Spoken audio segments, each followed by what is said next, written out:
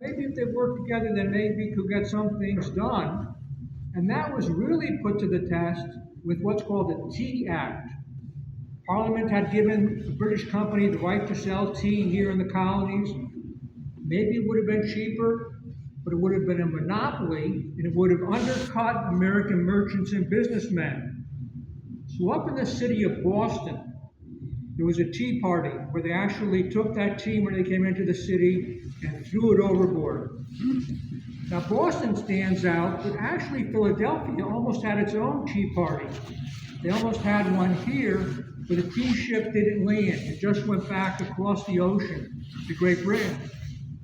But when the colonists dumped that tea into the harbor, the British wanted the colonists to pay back for that dumping of the tea, that destruction of the tea. So they imposed a number of requirements, a number of really strong laws on the city of Boston. These were called the Intolerable Acts. The citizens of Boston were really upset.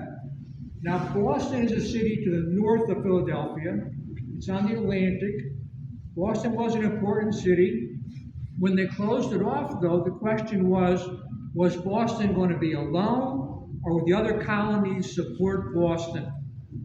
So there was a meeting here in Philadelphia. Philadelphia was a good place to have a meeting because this was at that time an open city, very diverse population.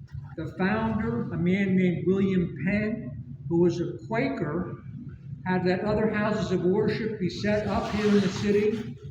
The city did not have any British troops here. So representatives from the colonies came here to Philadelphia to try to decide what they would do. Would they work together, or would Boston and Massachusetts be alone? And a man named Patrick Henry, very well known for giving a speech in his home state of Virginia, where he said in Virginia, "Give me liberty or give me death." He said, "Give me liberty or give me death" in Virginia.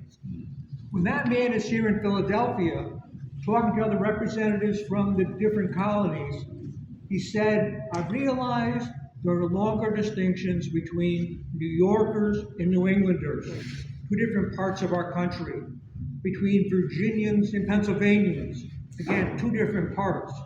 He said there were no distinctions between these parts. "I am not a Virginian, but an American." So now they started to form a common union. They started to work together, but we weren't sure what to do. Were we going to try to appease Great Britain, work out an arrangement, or would they take a more radical step for independence? Let's continue that discussion across the way in the assembly room.